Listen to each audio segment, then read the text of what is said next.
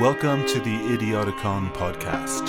I'm Ramon Bloomberg. In this episode, I speak to Emily Rosamond about finance and data and art and about all kinds of other things, actually. We had a pretty long and sometimes rambling, maybe, but definitely interesting conversation. At times when I listened to it, when I was editing it, I felt like we were both tripping on LSD, maybe. And that's maybe a good thing for someone who's listening to this, because that means that what I mean by that is that we kind of got into the little details of things that you might not expect or that you might not think of. We were unafraid to be a bit foolish in our exploration. Emily Rosamond is a Canadian writer and artist based in London. She's the lecturer in visual cultures at Goldsmiths, University of London, where she serves as joint program leader of the BA in Fine Art and History of Art and Department Chair of Learning and Teaching. Her recent publications have appeared in Theory, Culture and Society, Journal of Aesthetics and Culture, Paragrana, Finance and Society, and International Journal of Performance Arts and Digital Media. Emily is currently working on a two-person exhibition at 68 Art Institute, Copenhagen, and she's also got a monograph on online reputation forthcoming from Zone Books in New York. Emily is very interested in what's called critical finance, and I'm not really familiar very much with critical finance, but she is, and she's gone to, she speaks a lot about it, goes to all the conferences.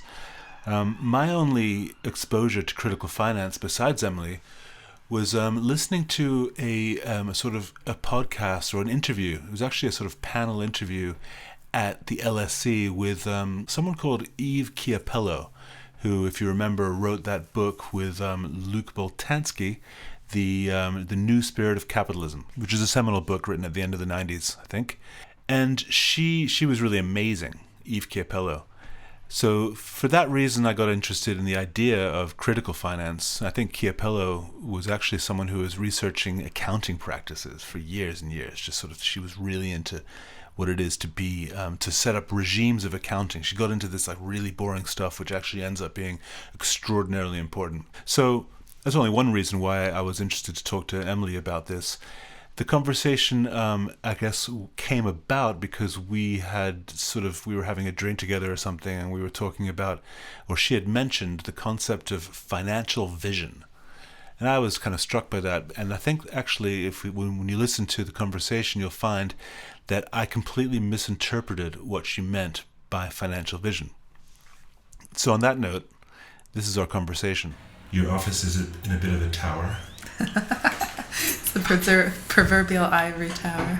And okay, so we were going to discuss you were beginning to describe to me something around financial vision, which right.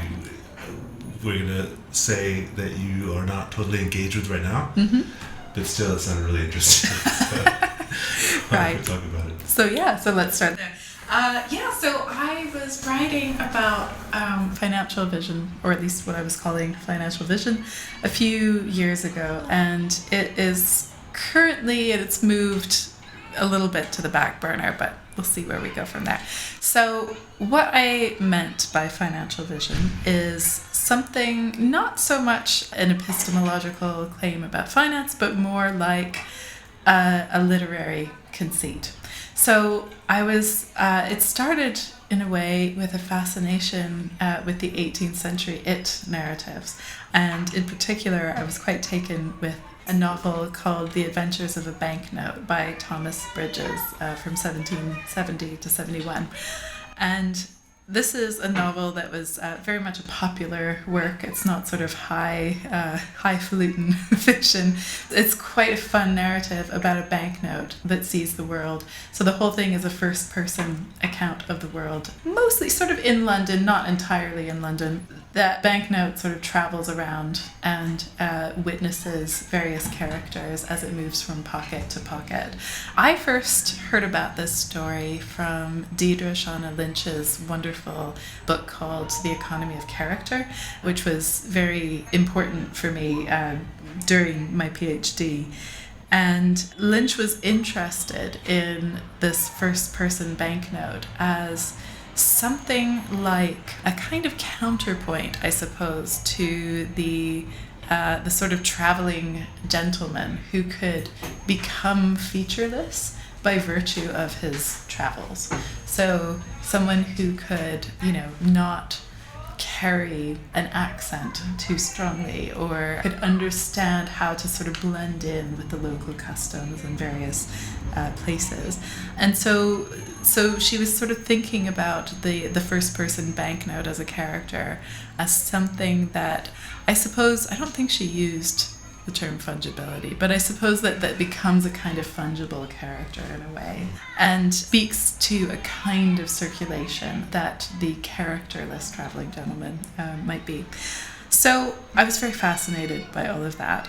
But I was also incredibly fascinated, just, of course, at the really bonkers and wonderful idea that there's a banknote that sees and narrates. And of course, there's this conceit is treated with varying degrees of shall we say, attention and humor and anthropomorphism throughout the narrative. So there's points where the banknote conceit just seems quite thin, really, and it's a kind of easy stand-in for the author or something like this. But there are also many passages where the extreme focalization of the world of the novel through the banknote itself became absolutely fascinating to me. It sort of draws attention to the ways in which minor characters kind of reflexively draw attention to the limits of narrative attention itself. And so I was thinking about minorness and circulation of the note, and thinking about focalization of this narrative as well. So, for example, the banknote takes more a kind of moral affinity to some characters more than others. And of course, there's all kinds of things we could say about the relationships between money and morality that kind of come into that. But equally, there's some really fascinating delineations, I suppose, between the kind of foreground of the banknotes per view and the extreme background of the story. So characters, the banknote often overhears stories about other characters, and so you get these little tiny glimpses, like of a slave ship in the distance, for instance, which just come up overheard, through a story of a sailor or something like this, but speak to, this sort of extreme backdrop, the sort of extreme far distance of colonialization within the sort of English economy, and this sort of strange sense of the other places that are sort of upholding circulation within England. How does the banknote see? So I suppose the simple answer to that would be by means of a literary conceit, right. Which is the first person. It's not like there's an eye. No. Yeah, there's nothing, so there's not a sort of development of any of that. It's just that the banknote, is speaking in first person. And so the sort of like the first person as a technology kind of invents this idea of an object seeing, and of course, so I became in a kind of strange way interested in that conceit, right? Thinking of the like that there's perhaps a kind of monetary or financial it that sees the world, that structures things, that sort of has a kind of warp and weft of moral affinities associated with it, that is somehow focalized, that will see certain things in the foreground and perhaps glimpse certain things in the extreme distance. I was quite interested in thinking about how that might translate into a milieu in which like financialized financial products such as derivatives and whatever have, they're predicated on trying to calculate something, on trying to hedge something, on trying to imagine a field of future profitability, and then to say, right, I'm going to purchase an option on this, or I'm going to give myself the option to sell my underlying asset at a given price in the future, right? Because I fear that the price may actually be lower than that at the time or whatever. So there's a kind of so I was sort of thinking about how that regime of calculability that starts to become more and more central to the expanding field of financial operations within the economy, that there's some kind of way in which this conceit, that like the kind of narrative conceit it sees, becomes maybe newly relevant or almost contemporary in a way, this sort of 18th century conceit, but of course in a completely different way. And so I was sort of messing around with that very broad sort of way of thinking. I kind of want to backtrack a bit. Yeah. Because, so we're already setting up a really interesting kind of image here. So this book, which is narrated through the voice of a banknote, doesn't see, so it's a literary device, but in the same way almost that money is, or that currency is. It's also a literary device, in a sense, right? Yeah. It's a sort of linguistic device that works as a conceit, similar ways. Yeah, absolutely. In this book, before we move on to something else you said, I just wanted to know, does the banknote have agency of any kind? Well, I think this is a really interesting question, and I would say, I mean, in many cases, in many senses, no would be the simple answer, insofar as the banknote doesn't have any agency on whether it is exchanged at a given point, who it might own it at a particular time. But given that constraint on the banknote's agency, what I find quite interesting is that I would argue that the banknote does have a certain kind of narrative agency, and it's an agency, and again, I'm talking about a conceit here, not, we're talking about a sort of literary conceit, but the banknote is given a kind of agency that I would call, like a narrative agency. It can it can shape the narrative space around it, and it does produce all kinds of affinities and otherwise with the characters who it comes across and who own it. It certainly has a draw because it's a universal exchange medium. Yeah. So people want it, need it, are afraid of it. So there's agency for sure. Yeah, well, yeah, and it's kind of, I mean, yeah, it's funny. I mean, I'm kind of seeing it like, yeah, I mean, of course, you're right.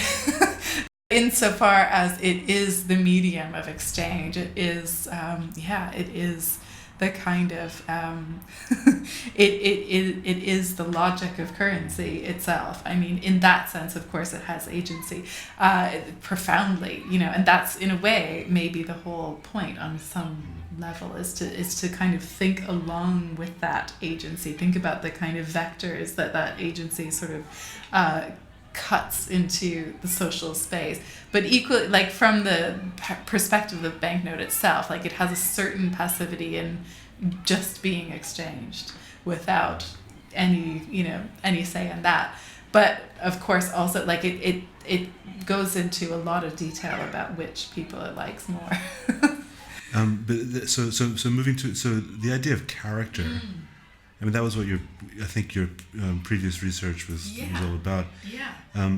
So the idea of the character, that the banknote has a sort of has a draw, has a sort of agentic draw. Is that the character of the banknote? Yeah.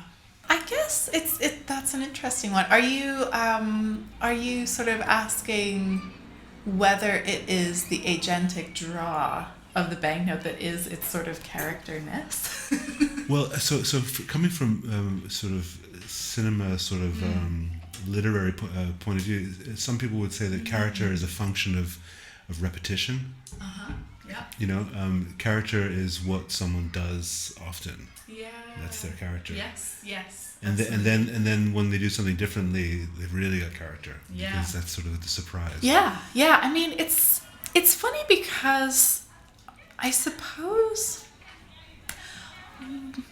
what I would say, I mean, yes, it's kind of funny. One work which I wrote about in my PhD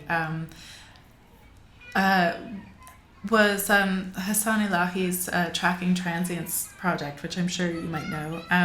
So this is a project in which Elahi found himself he found out that he was the subject of an FBI surveillance operation in the I think it was mid-2000s, if I'm not mistaken, and he so basically he found himself in the position to be substantially investigated by the FBI, then having to sort of phone them basically whenever he was about to leave the country so that he wouldn't have any problems in the airport. And then he made this trackingtransients.net website out of the project, where he just decided, you know what, if there's an economy of surveillance, then why don't I just flood the market, essentially. And so he put up like his location all the time, his meals, like this is the hotel room I was staying at for this conference or this exhibition or whatever. This is the meal that I just ate at an airport or on the road going to wherever. So it's sort of, in a way, I think there's a lot of interesting parallels there between how Elahi himself sort of becomes a character within that work and how the banknote sort of functions as a character. So, Elahi himself is sort of entirely absent from the piece in a way. It's there. The photographs on the website are almost, for me anyway, I find that they have an almost Ed Ruscha-like quality, like just 26 gasoline stations, like a huge grid of like different, completely generic hotel beds. Kind of database chic. Yeah, like yeah. And just this total kind of repetition of like, here's the meals that I ate, here's the stuff that I was sleeping in. So he doesn't appear, and actually he has said about that piece that he has quite a lot of privacy as a result of putting everything ostensibly out there, but in a way nothing as well.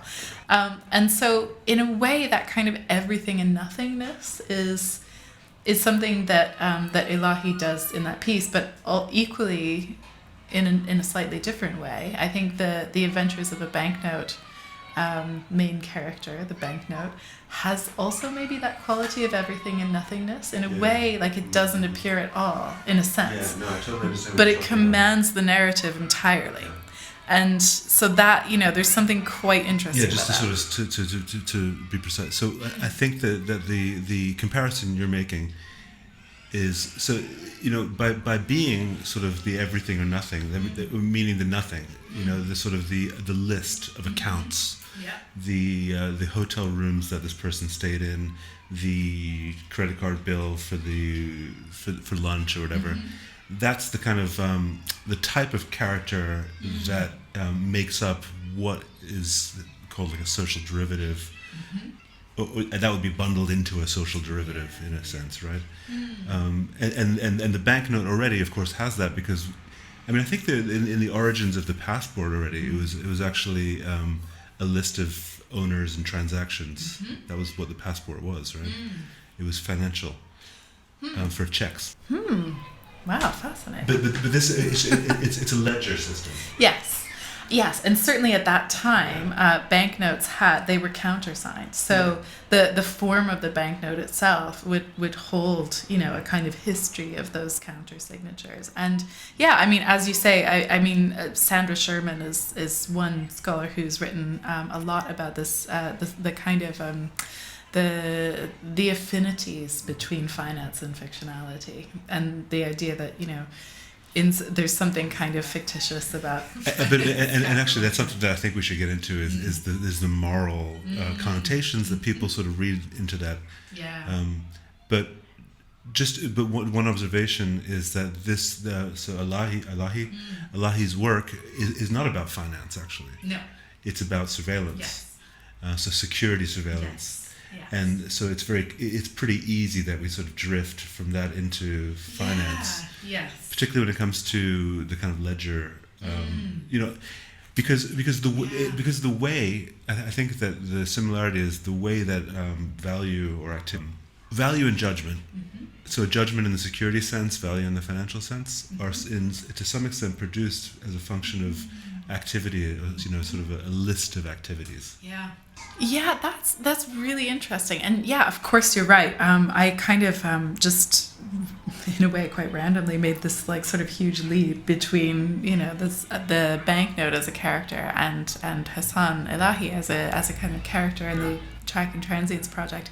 And I think in a way this is the fact that I made it is maybe symptomatic of exactly what I'm trying to figure out at the moment in my work. Which and I'm in one of those sort of article revisions moments where I don't know which way is up anymore, but I think it's precisely trying to understand something like how to sort of theorize. I mean, it sounds so basic that it's ridiculous in a way, but that's precisely why I've had to sleep this week. But it's something about how precisely to frame the relationship between financiality and sociality on some level. And so, of course, while I haven't been writing about either the adventures of a banknote or Hassan Elahi so recently, it strikes me now that some of the things that I am trying to write about have to do with, for instance, how it's possible to understand Facebook, let's say, as something that financializes behavior. And so this is something that I've been looking at Adam Arvidsson's work a fair bit lately on that point and trying really, of course, I mean, it's sort of easy on some level and sort of readily available to say, oh yeah, so Facebook collects all these behaviors, right? And it not only that, of course, but it produces types out of those behaviors. It sees patterns of behavior, and of course tries to actively intervene in them at the moment for advertising, but it seems fairly clear to a lot of people that advertising will not be the only sort of paradigm through which that happens in the future of Facebook. Otherwise, I mean, it may not have a few, advertising is a fairly limited proposition, maybe arguably in the long term of social media. But there's a kind of, there's in a way it seems so readily available to say, oh yeah, well, of course Facebook kind of financializes behavior. But then when you kind of get into the detail of like, okay, well, exactly how is that argument going to be framed?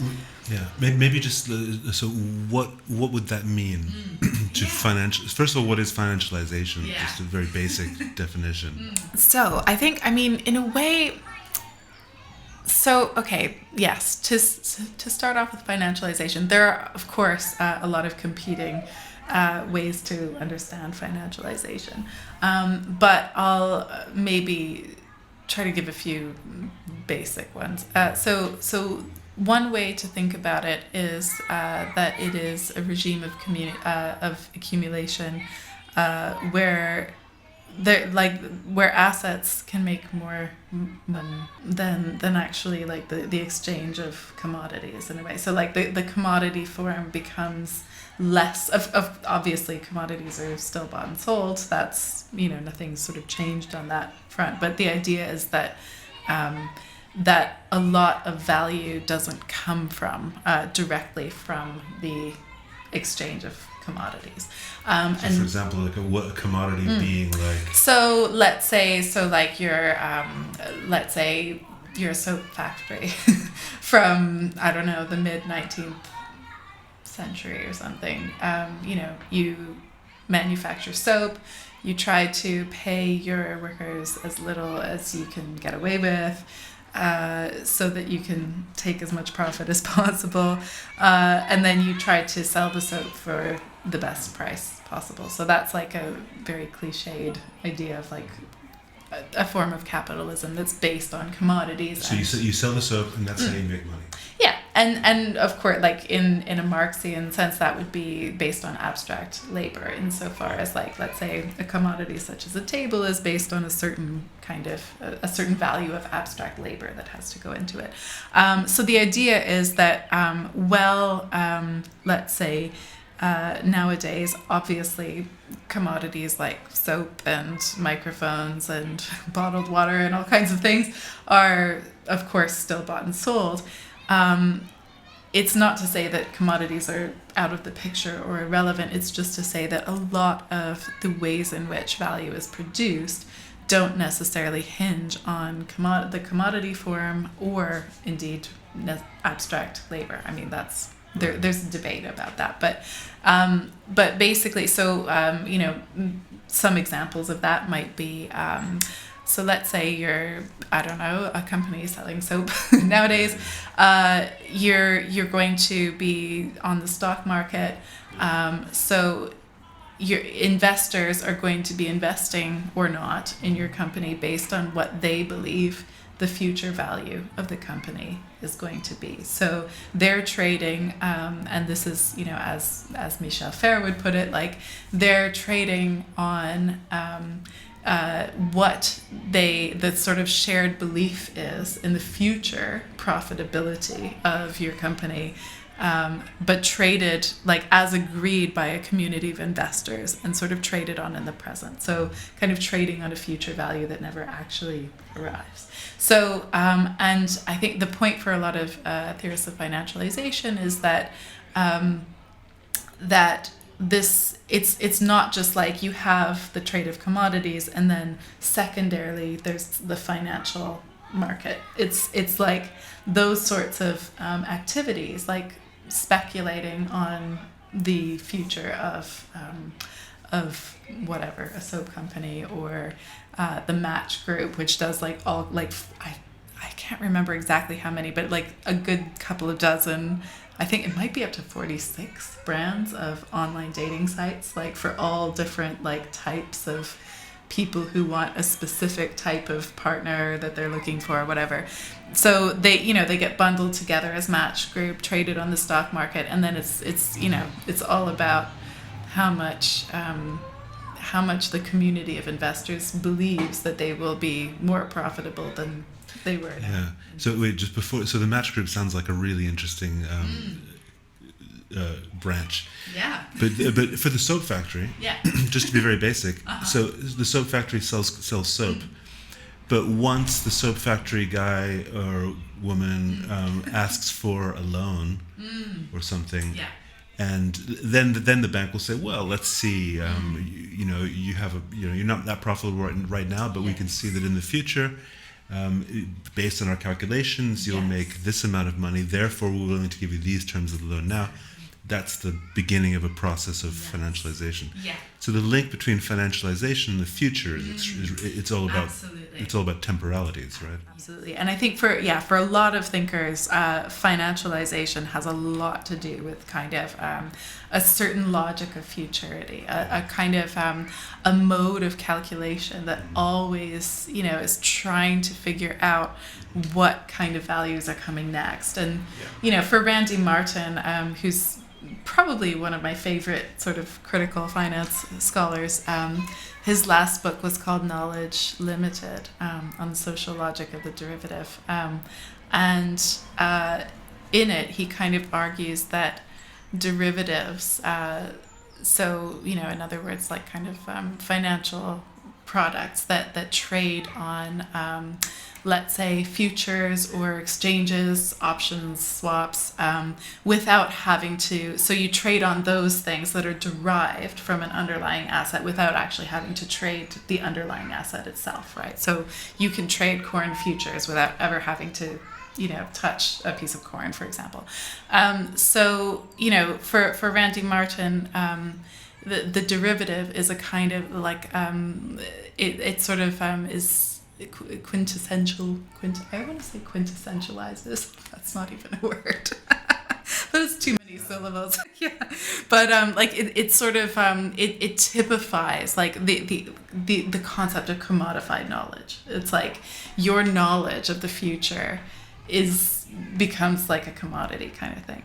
Yeah. And yet it also performs the limits of knowledge. Because like all these different people trying to figure out the future, like that actually affects the future, and then you can't. Okay, so but before unpicking that, can we say that initially with the idea of financialization and the relation between the present and the future, you've already got a kind of financial vision.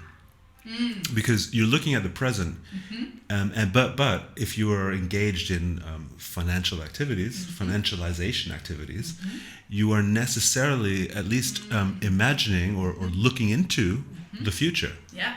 In order to know what you're looking at now, right? Because the essential idea of this financialization thing is that you don't know anymore how to value what is in the present without imagining the future. So you look through this financialization lens to the future in order to see what's in front of you. Well, yeah, and this is all there's a lot of complex things going on there, and I think there's one of the I kind of think about when it comes to trying to find good narratives that sort of help to understand a kind of like for like a sort of non-finance person kind of audience to understand how this sort of thing works. I kind of think like some of the scenes in Silicon Valley, like Mike Judge's show, are quite interesting on that. And oh God, I'm not going to be able to like remember this exactly, but there's one scene where there's this really weird venture capitalist type who, like, there's some workers from a plant from out of state who come to him and plead for like an immediate like capital injection because they're about to go under. They need it like today.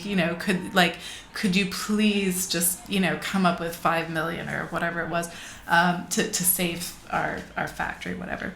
So, and then the ultra kooky, bizarre venture capitalist guy kind of sits there and he says, do you ever eat KFC? And then, so then the assistants are like, what? Is it enjoyed? He says, and they're like, I guess it's all right. And then he makes them go out and get like the entire menu, or like, oh, it's Burger King actually. Like, so they come back, like they've given him the entire menu of Burger King. And then he's just the whole time with like these company people are like sitting there pleading with him like for 5 million by the end of the day. And he's just sitting there contemplating the entire menu of Burger King, like just looking at it, tasting it. And then by the end of the day, he goes, sesame seeds. I was looking at like, and then he goes into all this detail about like why, like in Myanmar and also like one other country, like he was surprised that sesame seed futures are priced so low because all of these Burger King products need sesame seeds. But then like there's a cicada population that's about to hatch like in this country and that country, and then like that's gonna make the like sesame seed prices go sky high, but no one's like, why are the futures priced so low? Like, so he says, right, so what we're going to do is then we're going to purchase all kinds of sesame seed futures today, and I can easily front you the 5 million unless you'd like more. Like, so this is the, like, I think this is such a that's a terrible narrative of it, but it's such a wonderful image of like the weirdness of what, like, how investors are looking at the world. And in this case there's this sense of that, like a kind of quirky individual who is kind of looking like, who's attuned to different signals than everyone else in the marketplace, and is therefore able to see something that is different from what other people see. But of course, like other, like people who work in hedge funds, they might do this by like rewriting computer programs all the time to try to figure out like, okay. But there's a distinction there between the computer program and Yes. the Silicon Valley guy. Yes. Because in that show, I mean, that was, so the venture capitalist trusts himself. Mm-hmm. Yeah. He has a lot of Yes. trust in his own intuition. Mm-hmm. And it's an amazing character in that show. Yeah. It's hilarious. I don't remember that scene, but anyway, yeah. So financial vision. The guy's like he's literally He is the visionary. seer. He's like, and yeah, he's a visionary. He's like almost in a way like almost verging on an oracle, which is something that I've also written out a little bit. Sure. Like this, yeah. But so okay. I don't know if this is the right time to go into that, but obviously there's a distinction between his way of looking at the future, which is highly, it's something that we recognize from the oracle, the prophet, the visionary. But then you've got the guy who is writing the algorithms to try to detect patterns. Yeah. So there's human pattern recognition, and there's a different kind, which is machine pattern recognition, right? Yes. But they're distinct, aren't they? Yes. So, and this is something that I think is, it's quite interesting, and it opens up all kinds of questions. And I think, for me, I think the way that I'm tempted to look at that distinction between, say, how the human visionary venture capitalist guy figures out about, the underpriced sesame seed futures or whatever, is like, and so thinking about the relationship between that and the way that, let's say, someone would write an algorithm to figure something out, I would say in some ways, of course, there's a lot of different things going on in each of those categories, and of course part of why that Silicon Valley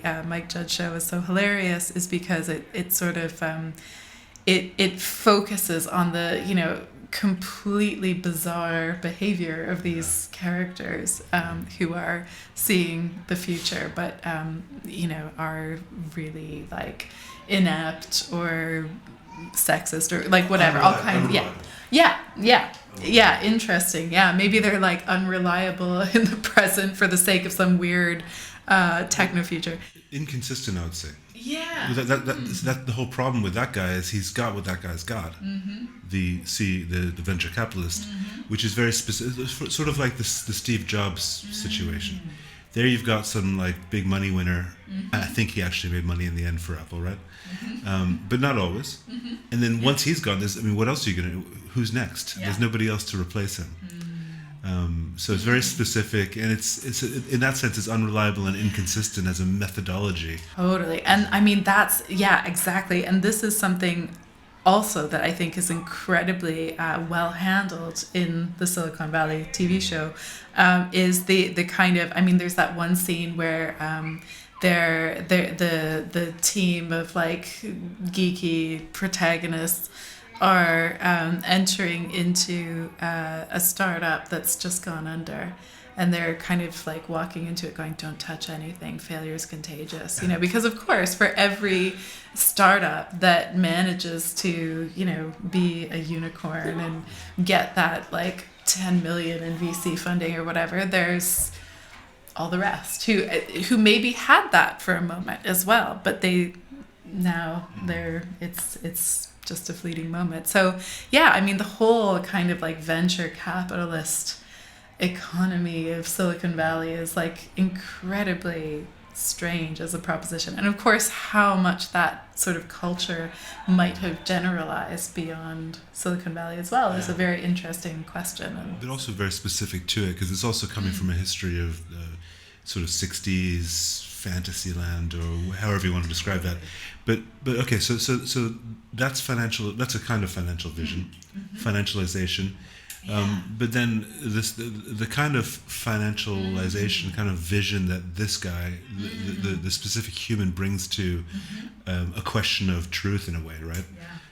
Is quite different from when you were getting in what you would get when you start packaging things into derivative products. So, and this is interesting because I think also, and I'm kind of speaking in like film and television references at the moment, it's a good source of imagery about this stuff, I suppose, is always appreciated. Thinking on the name of the film. But this is, I'm sure you know this one, the film about the 2008 crash, The Big Short. Thank you. So that what I want to get at is that there are things that show up differently within the world of derivatives, within the world of like CDOs, collateralized debt obligations, where you have all these like tranches of different, let's say. You have like a whole, like a very tiny stake in a whole bunch of people's mortgages all packaged together into what they referred to in The Big Short as dog shit, basically. Yeah. But I mean, there's still, there's that, The Big Short again was sort of quite interesting of, in terms of how it's staged, the relationship between sort of automation and, again, like the kind of the trader intuition figure. And intuitively. So for instance, there's the barefoot drummer guy. He's the one kooky Wall Street realized that something's afoot in the data kinds of mortgages that were rated in this sort of A tranche were, and then of course and of course part of the point of that film was to kind of demonstrate to a non-specialist audience the level of again I think the sort of tyranny of investors, like the kind of the ultra groupthink that happens where suddenly you realize that the rating agencies like Standard and Poor's they're just rating they'll look good standing with the companies they're rating if they don't give them a good rating. So I want to hold on to, I mean, you can interject any kind of moral judgment you want on finance in general, but what strikes me as interesting is what you just said, it's the relation between a human intuition, but one who is engaged with machine patterns. Yes. So I think in the Artvertson article on Facebook, he calls that an envelope, which is actually quite similar to other modes of thinking through sort of synthetic situations between machine and human. But the envelope is one where traders who are surrounded, who are observing for a long time algorithmic activity, high frequency trading in this case, they develop a kind of intuitive sense as to where what rules these algorithms are running by. They wouldn't be able to necessarily tell you what the rules are, but they have a sort of intuition of where they're going, but also where the sort of inter-algorithmic combat is going, because those things are happening in micro frequencies, which the trader cannot possibly follow. But she's got a kind of intuitive sense because she's in the envelope. Yeah, that's very, very interesting. And yeah, there's some great work. And this is not what I'm focused on myself, but and what all of those different visualizations do. Like Robert Woznitzer at NYU is one person who is looking at that stuff in a really interesting way. But like what it is that all that actually enables. And this is something like I've been thinking a lot about Louise Amour's essay on data derivatives lately. Wait, before you go there, I want to just stop you on the data visualizations. Yeah. Because it strikes me that they would call them data visualizations, but they're not data visualizations. It's already transformed into some kind of picture. Yep. So I think so. There's another writer on this stuff, Karen Noor-Satina, who did a big research on currency traders, and she calls this. So essentially, the system's running. The financial system's going, and she calls it a flow architecture. So all of these trading floors, and also the drone centers. They've got a big board. They've always got a big board. And that is supposed to give you an idea of the current state of the world into which you scope through your computer screen, your small computer screen. Yeah. But she says there's a really like a really nice kind of way that she puts it, or I think it was a trader that puts it. It's like walking on a carpet which has a motif, like a Persian carpet. But which is sort of like it's coming into form under your feet, and as soon as it passes your feet, as soon as you walk over it, it untangles into something else. Wow, that's a great image. Right? The flow architecture. Wow. But yeah, so those data visualizations are there to give the impression, to give a trader the impression that they have an access into a world to which they cannot really easily access.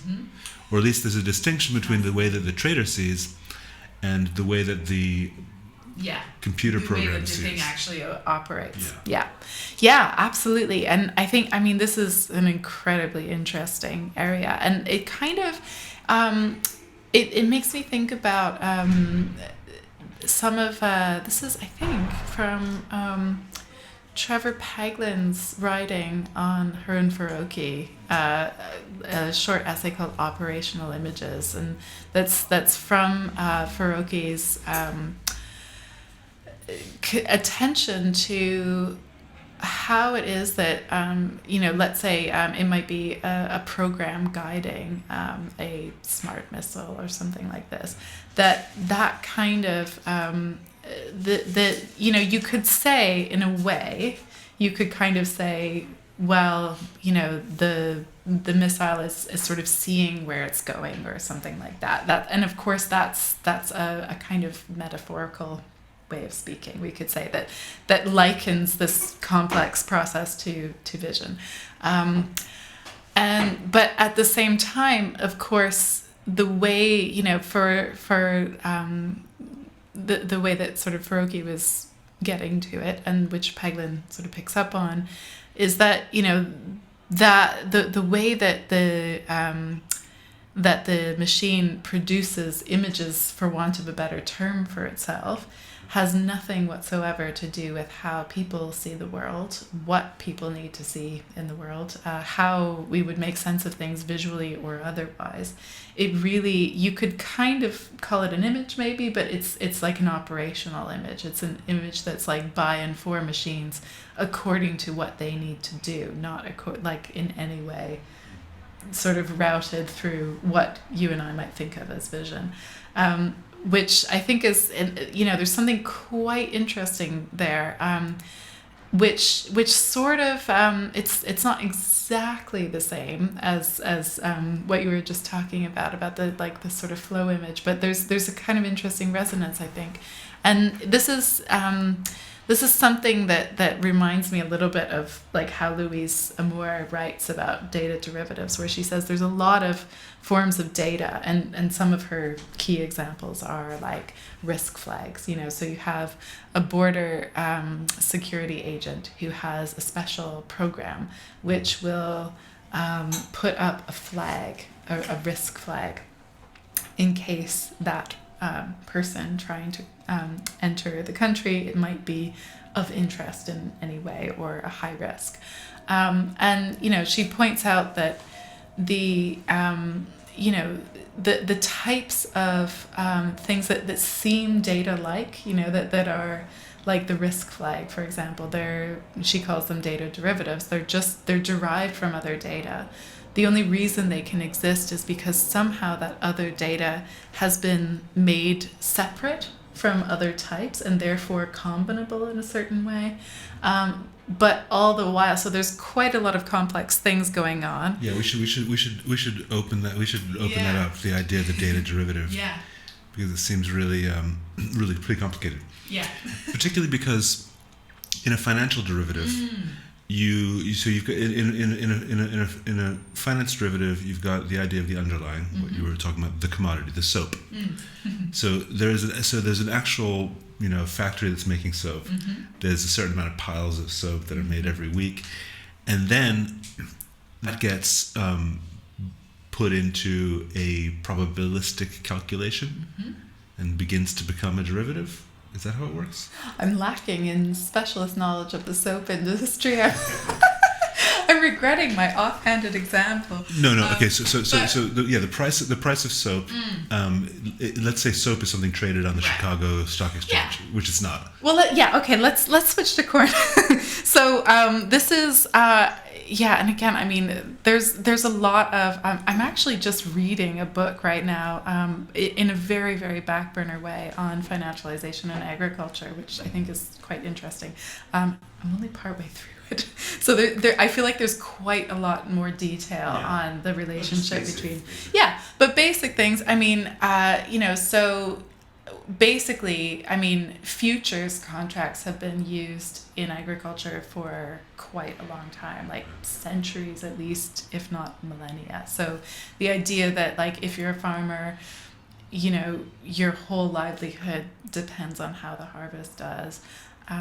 You're very vulnerable to changes in price. And so, but equally as a seller, you know, you might be worried about whether the price of corn will go way up in the future. You know, so there's a lot of reasons why people would want to kind of hedge and why they'd want to, you know, trade futures. That's all a kind of speculation, right? I mean, anyone that engages in a contract on the future is trying to do something a bit tricky. Well, so let's say, so for instance, like an option. So purchasing an option is like that's a type of derivative. So that would be like saying I would purchase, let's say if I were a seller of corn, I could purchase an option to sell that corn at a specific price at a point in the future. That would be my right, but not obligation, to sell the corn at that specific price. Yeah, so you buy that. So the option is like a thing that you buy, and then that allows you to be able to sell at the certain price within the future. I just got a letter from my accountant. Who's the accounting firm. It's not like, I mean, I have nothing as an accountant, but whatever. I ended up having one. They tried to sell me an option to not pay 10,000 quid or whatever in case the HMRC investigates me. Yeah, exactly. You're like, oh well, I'll just purchase this product. Yeah, exactly. For whatever, risk 300 quid. Yeah, exactly. It's all in a sort of risk management paradigm, isn't it? So basically, so you had these sorts of like exchanges going on in agriculture for a long time. So like buying something to give you a way to, you know, hedge your bets against, you know, there being a massive rise if you're a buyer or a massive fall in prices if you're a seller. Apparently in the world of financializing agriculture, among many other things, so basically, like you can then you could trade options back, and so you could buy these things, and then you've bought an option. The option is to trade something, but then it's like you have something that you can trade. You can start just trading the derivatives themselves. So there's an option to trade your corn in the future, which is the idea to do that was initially some kind of risk management for someone who's close to someone who's close to the underlying, the commodity. Exactly. But then the move was that these options themselves became tradable. Yes. As commodities. And so basically, there's a lot of controversy in the agricultural world about the fact that things used to be more regulated, as far as I understand it, so that it would be mostly people who had a very, as you say, direct connection to the underlying. So, for instance, they would be either a prospective seller or buyer of corn. Whereas what seems to have happened is that nowadays those people are like the vast minority of people actually purchasing derivatives, agricultural derivatives. So it's generalized, and that's controversial. Yeah, and now let's just talk a bit about, because I think moving towards a data derivative, maybe we talk now about the moralization of this issue. Yes. So why is that wrong? That derivatives make up the majority of financial activity? Yeah, it's a tricky one because I personally, as a thinker, I am not, in spite of working with concepts, of having worked with concepts such as character, which clearly have a moral dimension, right? I'm not interested in saying derivatives are bad, or not that I think that a lot of things that go on in finance are great, and in fact I would say that I only sort of, insofar as I'm any sort of critical finance scholar, which I still feel like, am I qualifying for that? But because I came to it through art. So it to me, I still feel like I'm so early on in my journey in this direction. But insofar as I am some kind of a critical finance / visual cultures scholar, that only happened, I think, in part, or it was largely catalyzed by moving to London and just being, kind of watching all my friends get screwed over all the time on rent, getting kicked out of studios over and over again, because there's this cycle in London, which I'm sure you may have seen, where a studio collective organization will come in, they'll get a good cheap deal on often a former factory building in London. They get a kind of long-term lease, but once the lease is over, that factory, the owner of the factory may say, it's the time to sell now because people want to build flats right now and this is the best price I can get. So, I've watched people getting screwed over by speculation a lot. And of course, we've had the Panama Papers scandal revealed in the last several years. That is, I think, hugely significant. I think, the question of kind of tax dodging and the kind of the politicization of read my lips, no more taxes, thanks Reagan, all that.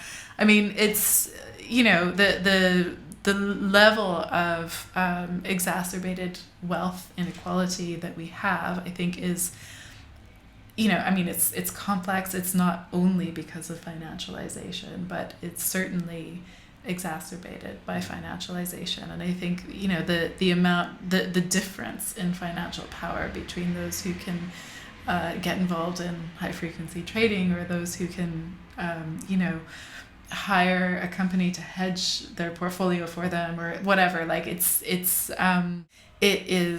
vast. At the same time, of course, it's also not that simple, because you have for example, retirees are dependent a lot of the time on pensions that are tied to all kinds of different financial products, which may not be doing that well, and then their pensions are in danger. So, there's all kinds of nuances to it. But I think, in spite of the fact that in some way the research took shape out of seeing an anger around this stuff. I'm not really that I don't feel that I'm all that useful as a writer, just saying fuck the financial world, or like it's just it's not. I feel the same way. I'm not really. I mean, like I'm not really an activist.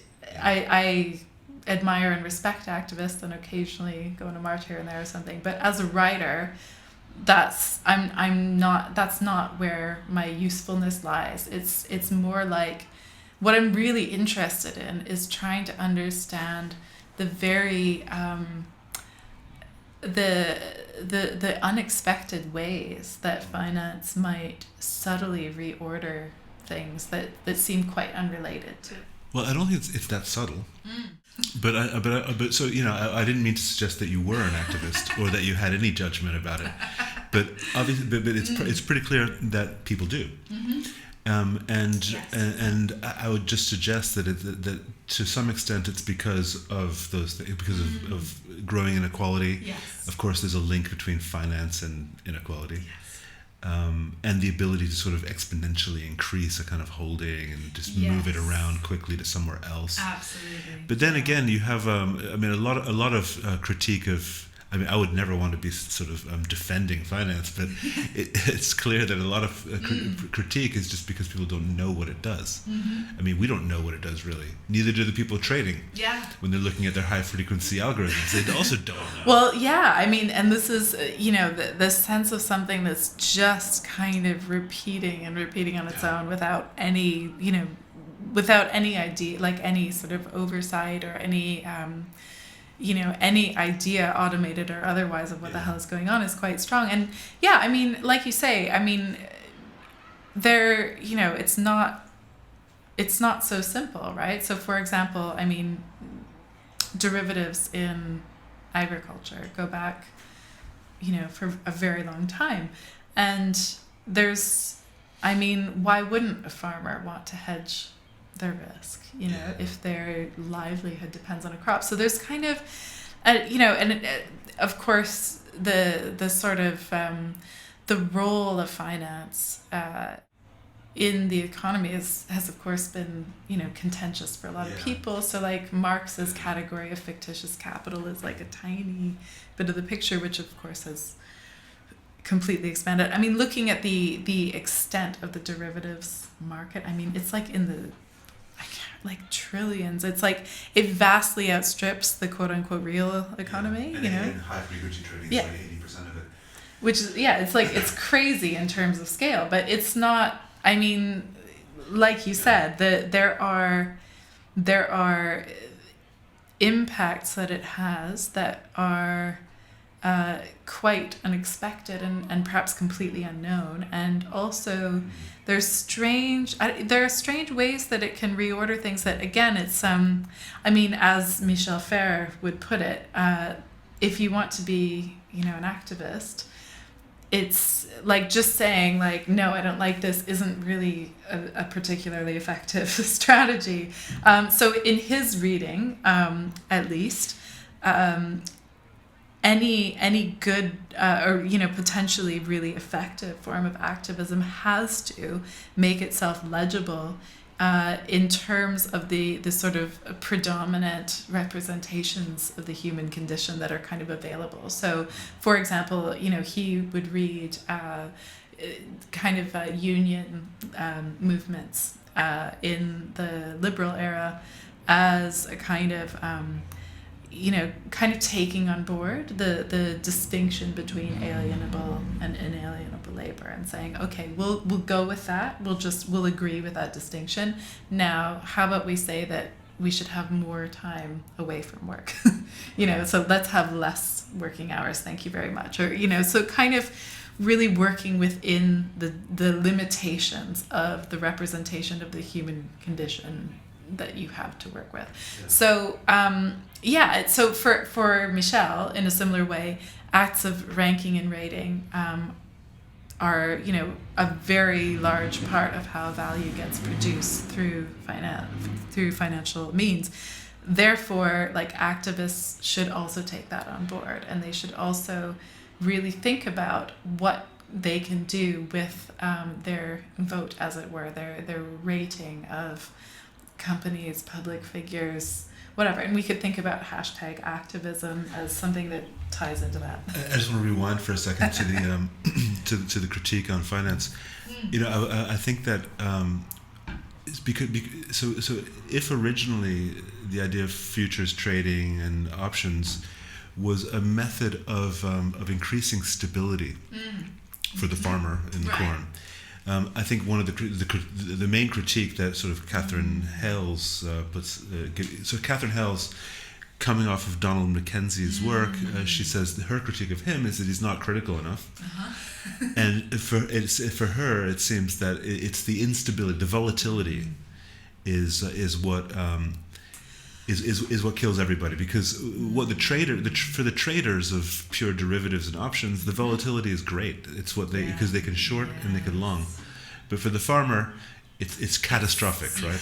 This is very, very interesting, and funny you mention it, because at the moment this is exactly what I'm sort of writing about, and it feels like it's going to take I'm working on a small bit of it, but it feels like there's just so much more to go.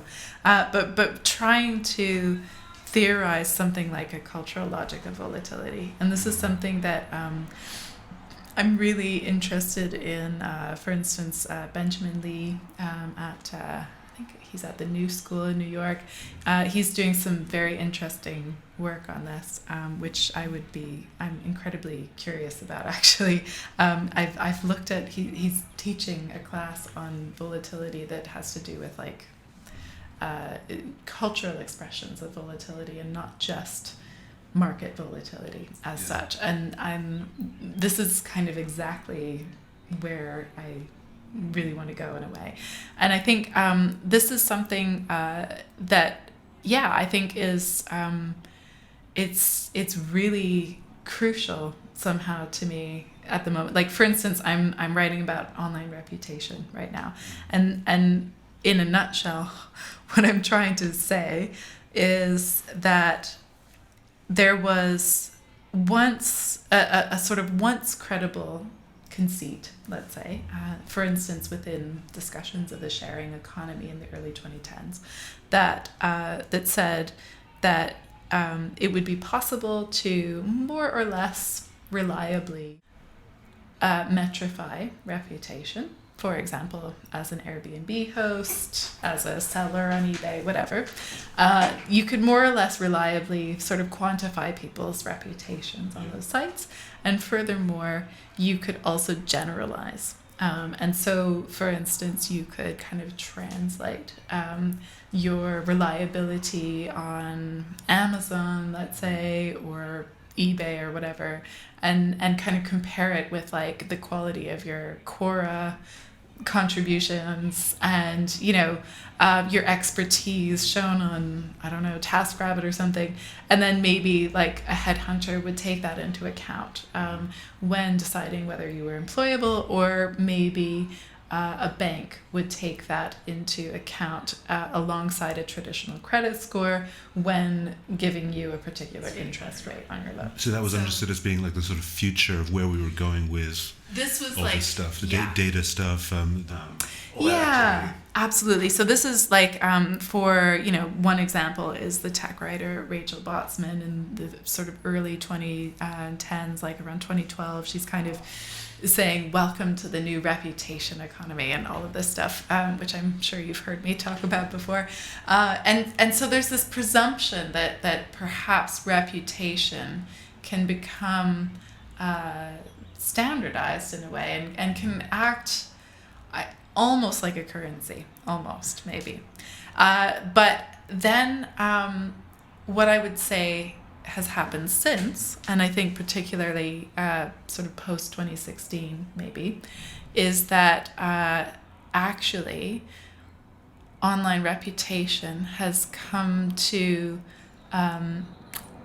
be sort of operating according to not a logic of, let's say, incremental credibility, right? So like I work on Airbnb, like I'm a host, and then I also, am nice to other people on Facebook, and then I also, say stuff on Quora or whatever, and like incrementally my reputation builds up, my trustworthiness score gets higher, right? So that but I think that logic of how online reputation works and what it does has really eroded quite drastically since 2016. So now I feel like we don't have anymore an image of online reputation according to incremental credibility. Instead, it's like we have a cultural logic of volatility. So you have in my argument, people like Steve Bannon are understanding themselves as campaign strategists who think about how to increase the volatility of the opponent's reputation, and therefore allow their guy to capitalize on that. So that's really interesting. It's kind of like I'm trying to do like a kind of real options theory of online reputation. Amazing. Okay, so what I thought about so you have a very developed thinking on it, but what happened since 2016? One of the things that happened since 2016 was the recognition that there is not a sort of one-to-one relationship between physical human beings on the earth and online accounts that can have reputation. Yes. So one thing that it made me think of was Arendt's idea of the political space, because before the 2010s or earlier, the early internet, probably still a lot of people might think this, but there was the idea of an internet democracy, right? The sort of totally. The generalized democracy on the internet. Yeah. But the problem is that for Arendt, political space is necessarily a space of appearance, where there is a sort of speaking, speech act, at the same time as that there is an association of that speech act with a person's name, and their appearance in political space. It's like for her, it's a second birth. It's great what she writes. Yeah. That. So the second birth, but obviously that's very problematic on the internet because of the way that people can be fake. This is really interesting, and I would love to continue this conversation. In the pub. Yeah, yeah, on Arendt, and it's something that I feel like I'm interested in expanding in a sort of Arendtian direction at the moment, which I have not yet done with this material. But there's part of the reason I'm kind of interested in this is because of a few people that I have been sort of thinking about lately who have also sort of brought up Arendt when it comes to thinking about, so like algorithmic governmentality. So like Antoinette Rouvois, who's writing on algorithmic governmentality and the way that it bypasses the subject, is sort of working with Arendt. I've been thinking about, Will Davis's new book, which I just got recently, so I haven't finished it, I haven't processed much of it yet, but it's also talking about Arendt's distinction between power and violence as something that's quite important to the ways in which this political moment is breaking down the classical distinctions between both mind and body, but also war and peace.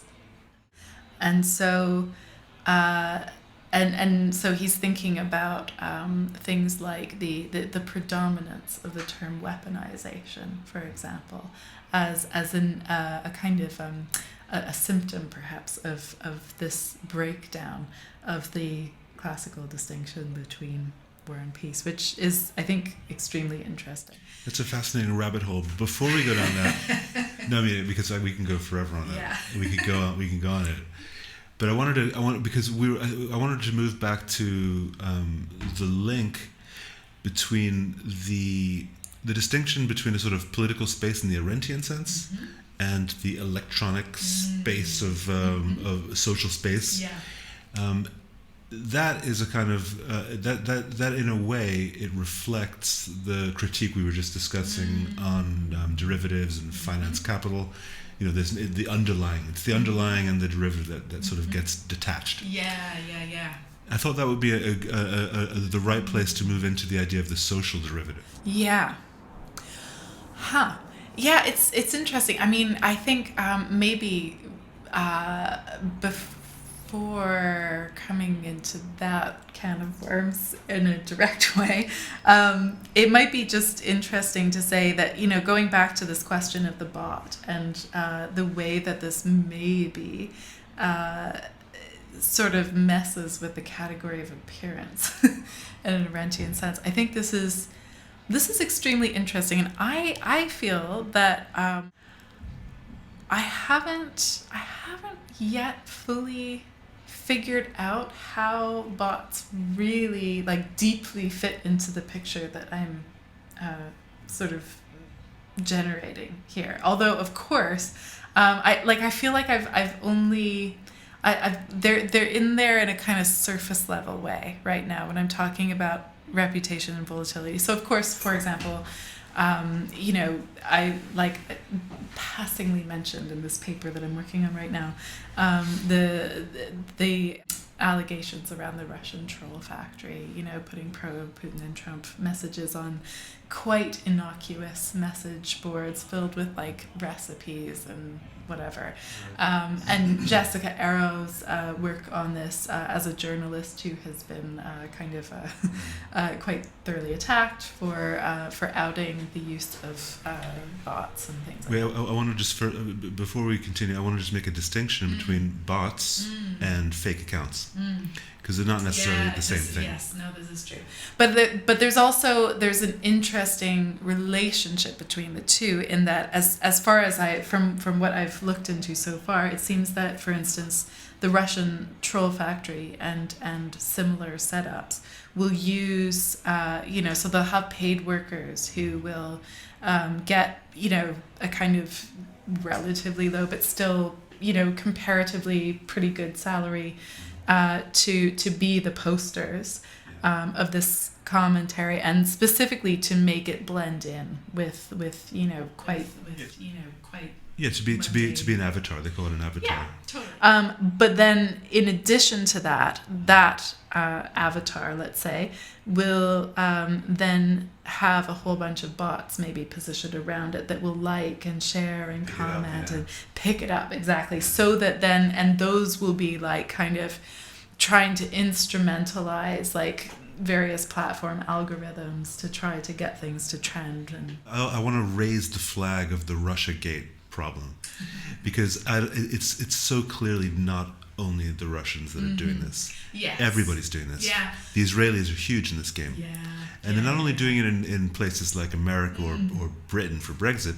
So there's recently been exposed a couple of companies in Israel that are doing work in Africa for African elections, stuff like that. Yeah. This, I mean, no, that's an excellent point, and I think this is something that I am really, you know, not that knowledgeable about at all. Like, so it's something that I'm, you know, I'm still, it's very much on the edge, like of what I'm thinking about, and I'm really, at the moment, I'm focusing mostly on the reputation of actual people as it appears online, even though, of course, that's not by any stretch the whole picture.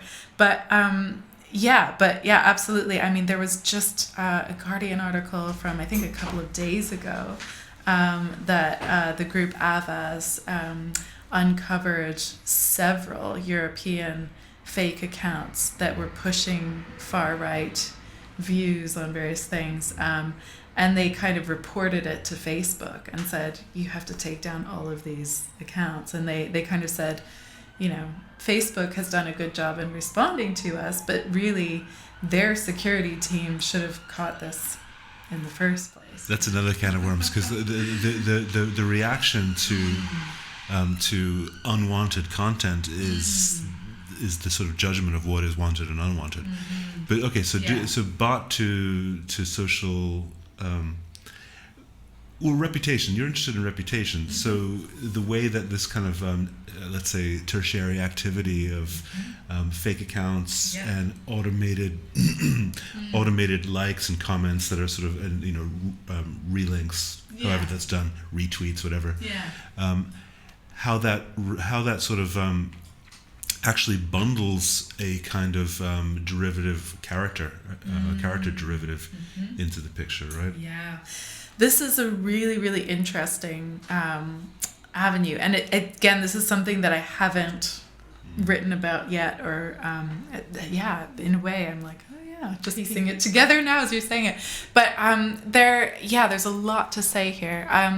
So one of the things that I've been interested in, an article I wrote recently was about the Match Group and OkCupid, and looking at how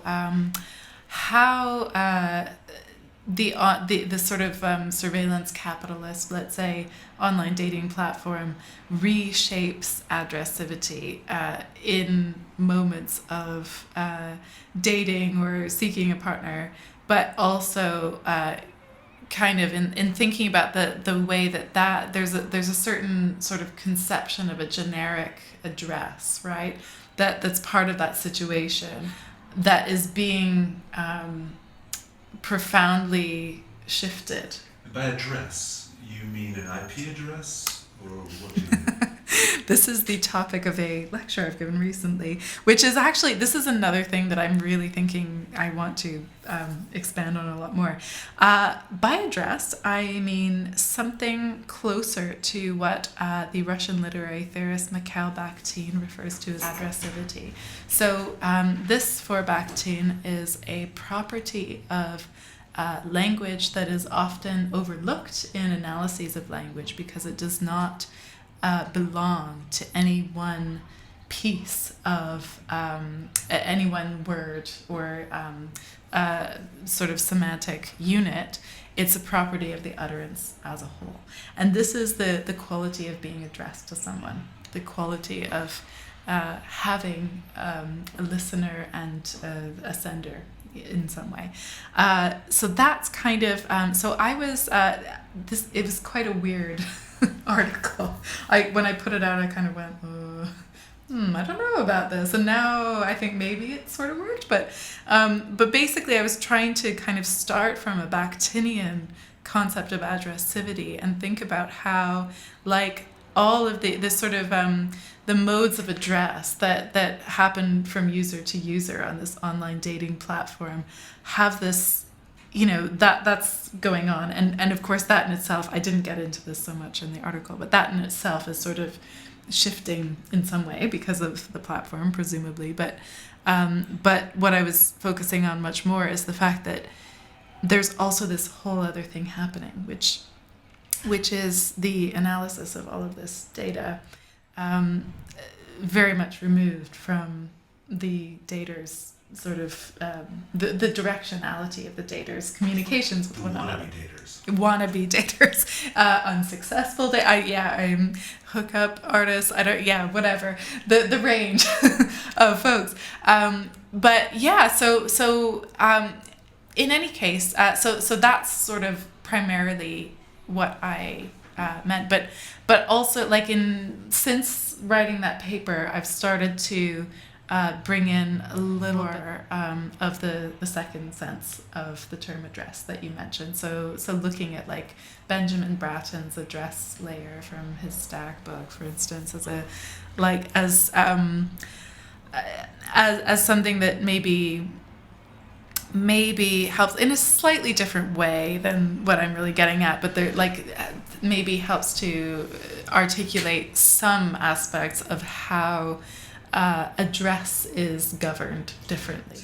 So in a dating website, like, because the Match Group has a bunch of these websites, right? They're sort of like monopolized. They're trying to have, like, to be the Google of dating online. Yeah. But so a user who wants to date must consider the address of the mode of address of their communications, of their profile writing, of their comments, of their likes, and all that stuff. So, tell us a bit about that. For this essay, I was not analyzing the actual messages themselves, in part because I'm not a sociologist, but instead, what I was sort of more interested in is, like, I was looking at Christian Rudder, who is one of the founders and CEO of OkCupid, which is one of the main match group brands. And it's also a site that gets most of its income, at least last time I checked, from advertising revenue. So they have a paid service, but it's a very small percentage of users. So you can pay to use it and not have to see the adverts, but most people just use the free version. So a lot of the income is generated through advertising revenue. So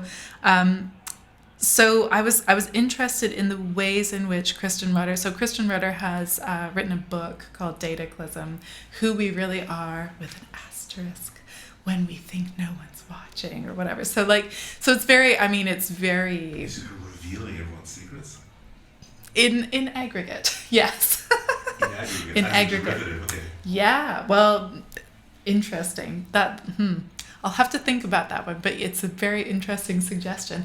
So he's basically saying in this book, more or less, I sort of wrote about it as there's a sort of imbalance in addressivity somehow in the online dating scenario, because you're addressing one another, but equally all this, there's another address which is happening because all of this data is being aggregated somehow. And so Christian Rudder, I argued, is perhaps trying to address that imbalance by writing effectively kind of like training manuals for like how to be into that, like how to like be fascinated by the fact that all this data is being collected on you. And so I argued that a lot of the promotional material that is associated with the OkCupid brand is directioned in this way. Are you saying that? So this is the CEO of Match. Yeah. The Match group. OkCupid, I guess. Okay, a big guy in the dating. Big guy in the dating industry. In the digital dating industry. Yes. And so you're saying that he seems to have this total fascination with an aggregate view of love online, or of whatever you can call it. It's not love, but whatever you call it, online mating systems, online mating systems, and that is a kind of financialized vision in a sense, right? Or it's a sort of vision. He's looking through this kind of data into a world, and he's saying, hey, you should look at this. Yeah, well, basically he's kind of saying, hey, like, and I mean, he has this book called Idioticon, but there's also a lot of other material that I would argue takes a kind of similar angle on this stuff. So kind of promoting the idea of becoming an object of analysis in this particular way, but of course a kind of aggregated object. So for example, there are TED Talks where Christian Rudder will kind of run you through how the OkCupid algorithm works. So here's how, so you can kind of get into the idea that like, oh, okay, well, I choose the rating of how important this particular question is that I'm answering. And then from there, OkCupid will sort of figure out what's important to me and whatever. Equally, a lot of their advertisements are kind of interesting. So there was this one that I really loved from that's been taken down since, but it has it has a sort of icon with 3 sort of cartoon socks with different patterns on them, and it says like, our matching algorithm will help you find the right people. So like, just like, I love this image of like OkCupid is this massive like washing machine or something, and like, and the whole point is to find like the other polka dotted one or whatever. But I mean, so but what becomes kind of apparent to me when hearing about this is to go back to the idea of character. I mean, there is a very conservative idea of character, where there are intrinsic qualities that are sort of like baked into you by your upbringing, by whatever. It's hugely, there's a whole kind of right-wing world of like... I'm not sure that's so right-wing. I think it's very, I don't think it's distinct. I mean, I would say, like, for example, what I mean by that, and it's not only right-wing, but for example, one thing, when I was writing my PhD, which ended up being on character in the age of big data, and it's very much shelved at the moment, but I was interested in, for example, in the 2008 US presidential election, both, on the sort of extreme left side of the sort of campaign process and discussions, and also in the sort of McCain camp, the Heraclitus quote, "Character is destiny," was used. So John McCain, I think, authored, or quote unquote authored, a book that was called "Character is Destiny," with a long subtitle, but that was basically about like great inspirational people that everyone should know about. Characters. Yeah, exactly. And of course, McCain himself was very much presenting himself as a great war hero of good character and whatever. But okay, so then you have this guy who is saying, okay, that might be, I don't know if he's saying this, but that might be what character was. But today you have to, he's encouraging an acceptance of the shift in what character is and what produces character. Yes. Is that right? This is interesting, and this is not exactly how I put it in this article, but I think it's quite well said. We could say, like, part of that article, I quoted a little passage from Randy Martin, which I love, which is about how identity itself is derivative. So, and this is something I was very interested in, looking at Christian Roeder. So he goes through all this data from both OkCupid and other sites whose data he has access to somehow or other, and kind of...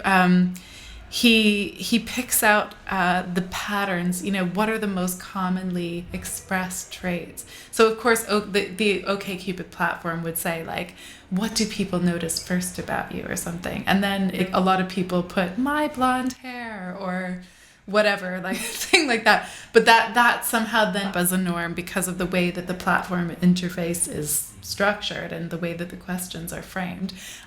It's not just that people are that boring, but like it's there's a kind of there's a sifting, I suppose you could say, of all this particularity that people have into types and into what we could maybe call identity as derivative. So these are all these different qualities. Like you can sort of put me through a sifter or whatever, and like all these qualities. Here are all these qualities that I have. Like I like walks on the beach or whatever. Like I'm into sports. Like whatever it is that people declare as their set of interests, identities, what kind of music they like. It's like you end up sort of packaging and bundling all these different sort of ready-made identities and interests, as if you were sort of a derivative of those somehow. Yeah, I think that you're describing a kind of a double operation actually, because in one instance there is the some kind of essential human being who is whose qualities and attributes are being divided out of them and put into just taken away from them. Yeah. To the extent that actually that underlying commodity, that human being, doesn't necessarily exist in the algorithm. Totally. Yeah. But then what's interesting about what you describe is there's a rebirth.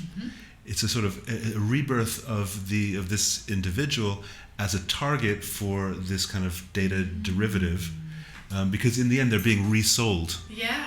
Kind of combination of these attributes that have been bundled up. So it's a kind of it's a very perverted reimagination of a kind of Arendtian second birth. Yeah. Also, a very fascinating point for further conversation, I think. It's an interesting one. So, and I think for me, there's it feels like an open question in some ways. But yes, I think there's definitely something there. So, you kind of, you get the sort of the underlying asset of, let's say, of the person, so to speak, gets sifted out of the picture, or taken out entirely to this like bundle of like identities and interests, sort of ready-made identities and interests, and it's then all you have of the kind of particularity of the person is just the specific combination. I'm into death metal and port, or whatever. Because then you could really sort them. Yeah. And make permutations. Yeah. So in a way, it's another kind of so to look at it positively, like this guy Rudder is saying, okay, this is what's happening. This is amazing. It's like you should really think about yourself this way, because in the end, so so this whole operation is done with a view to, in the end, matching people up. Let's suggest for a second. Let's have an operational theory that the guy is well-meaning. And wants to produce more love in the world. I think he does. So he's looking obliquely into a kind of a very complicated set of procedures involving algorithms, whatever. He gets lost in that. His whole life is in that. The whole company does that. But in the end, what they're trying to do is just make people have dates, and of course they're extracting value from this. Dates data. So is that where the data derivative is coming out of? I haven't really thought through the data, like Amour's data derivative in particular, in light of this exact material. And for, it's interesting. I think for me, exactly how that specific term would relate is a complicated question. But definitely something about like Randy Martin's idea about identity itself as a kind of derivative, I think is easily really. But wasn't it always that way? Isn't identity already a derivative? I mean, because I spent at least like 5 minutes thinking about this once, which is a long time to think about something. Yeah, absolutely. And I couldn't figure out what identity actually was.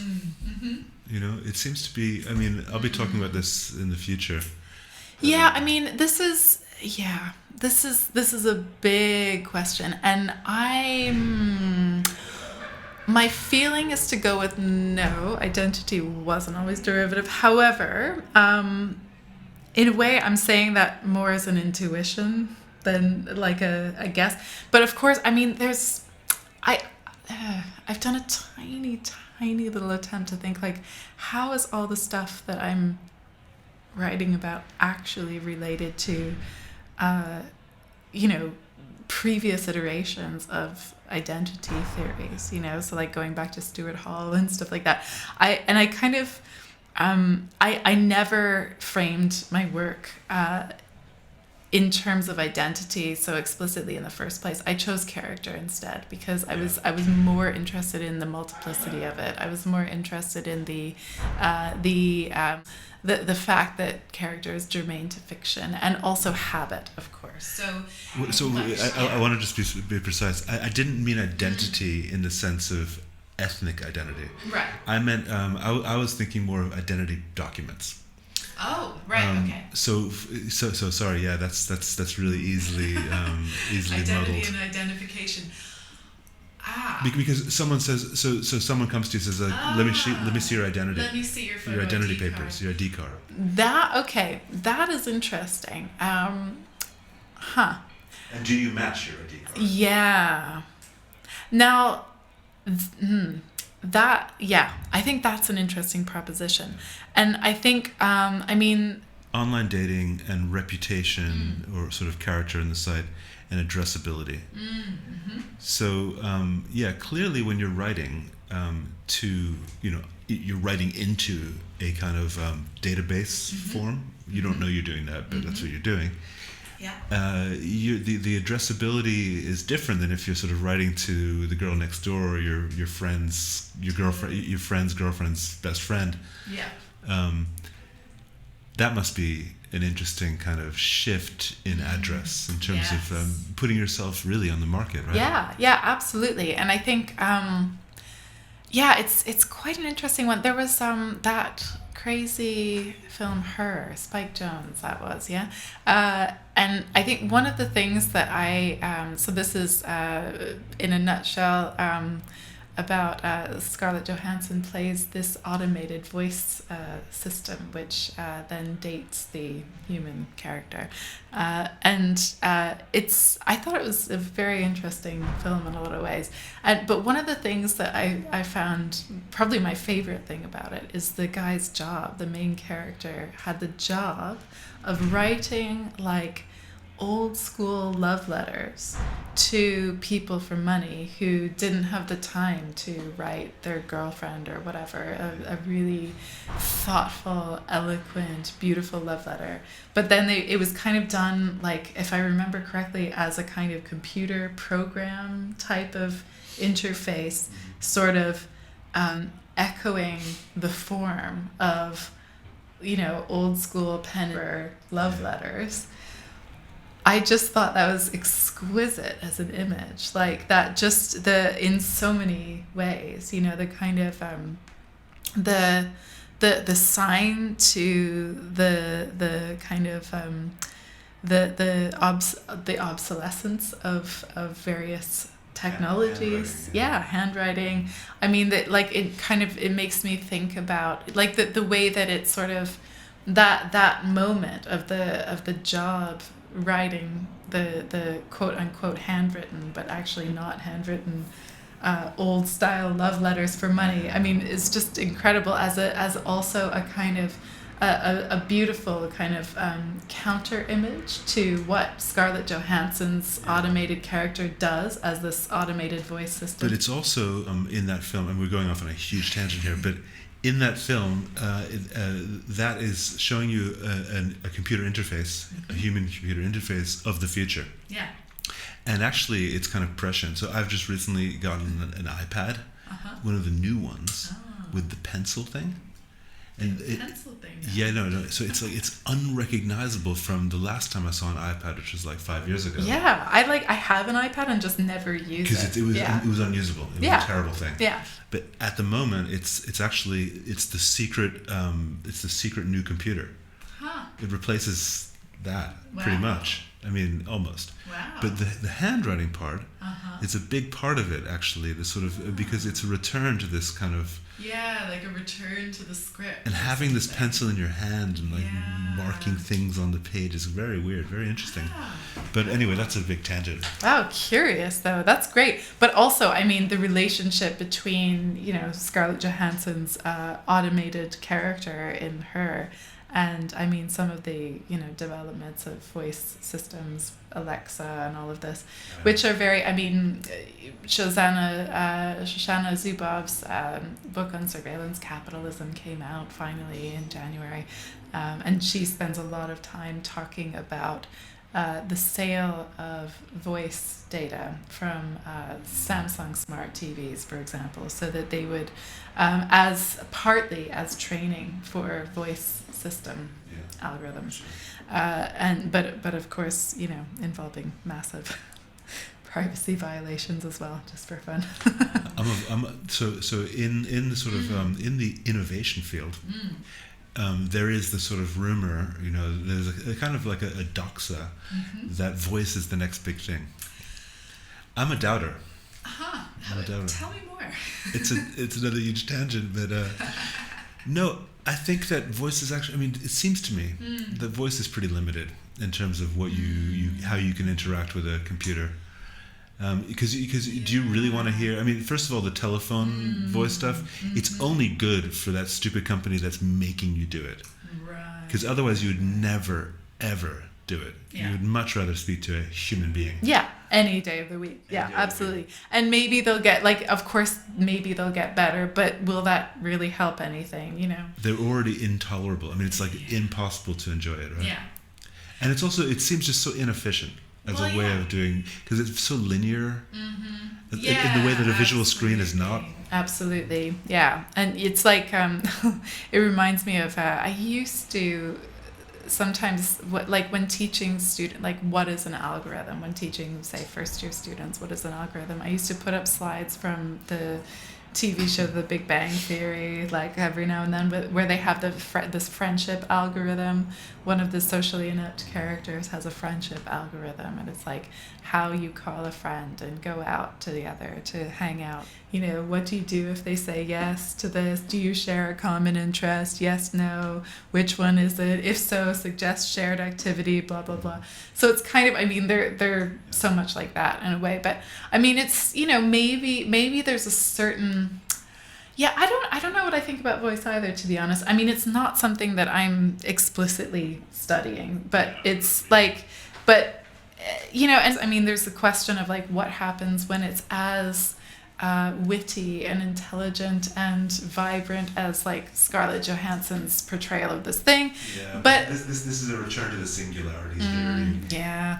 Personally, though, I don't know. I'm kind of, yeah, I don't know. I'm not so caught up thinking about voice. And like, for instance, to me, if we're going to talk about like absolute frontiers of Silicon Valley dreams or whatever, which that's maybe also not overly my interest in general, but like I'm kind of more interested in, like, for instance, Will Davis talking about the weaponization of social media, but like through a kind of genealogy of the internet through like the military in the first place. This is Yasha Levine book. Yeah, he's working with the Yasha Levine book in part. But I did read Will Davies' writing about the use of military metaphors and that kind of thing. Right. Which actually I didn't agree with him. I think there is a generalization of warlike conditions actually. Yeah. So it's not just some kind of media fancy to use the term weaponization. There is a kind of a shift in the way that warfare happens, and it's a sort of generalization of psychological operations for sure. Yeah, absolutely. And I think, like, I mean, it's interesting. One of the things that struck me is, you know, Will Davis talking recently about Zuckerberg apparently has said, you know, like, wouldn't it be like, basically he's talking about telepathy as like if we're going to talk about a frontier of social media or something, like maybe let's talk about telepathy, for example, you know.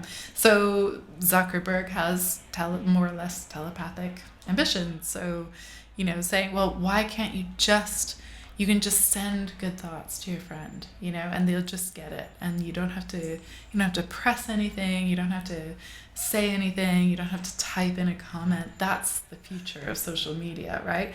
And so, and Will Davis, sort of commenting on this, says, you know, that sounds so touchy-feely and lovey-dovey and nice, maybe because it's sort of spoken in the language of friendship, but like, for him, it's a wartime communication paradigm, you know, like that's like, for example, like how, like, it's World War II, you're flying your plane, you can't hear the signals coming through because there's too much noise in the cockpit, so maybe there's something that taps you that it's time to drop the bomb or something, like, so so for him it's like there's something about the speed of communication that is essential to a kind of, like the sort of like move to this breakdown between peace and war that is part of what social media is, whether it claims to be or not. Well, this is a return to a kind of Virilio argument of like temporalities and speed and warfare, but it's right on. I mean, you know, the idea of a haptic kind of interface. Yeah. For a fighter pilot who's going really fast. So there's a certain speed to which you can't really accord yourself as a human being. Yeah. And you need these kind of other, I mean, I suppose the way that it strikes me is a kind of, is to put it in the context of an extended order of human collectivities. Because there is an intensification that is going on rapidly right now. I mean, also in terms of population, exponential growth in population over the last like 30 years. Yeah. Exponential increase in connectivity through smart devices. Yeah. Which is in a sense, it's sort of that is totally implicated. So the increase, this what we're talking about, and I think also financialization, seems to me to be caught into much larger processes of intensification, right? Yeah. I've taken up a lot of your time. You want to call it quits? I mean, we're not going to get to any conclusion. I think we've wandered like a really long way, but it's been for me anyway. It's been very enjoyable. That was really really interesting. fun conversation. Yeah. Thank you so much. Thank you.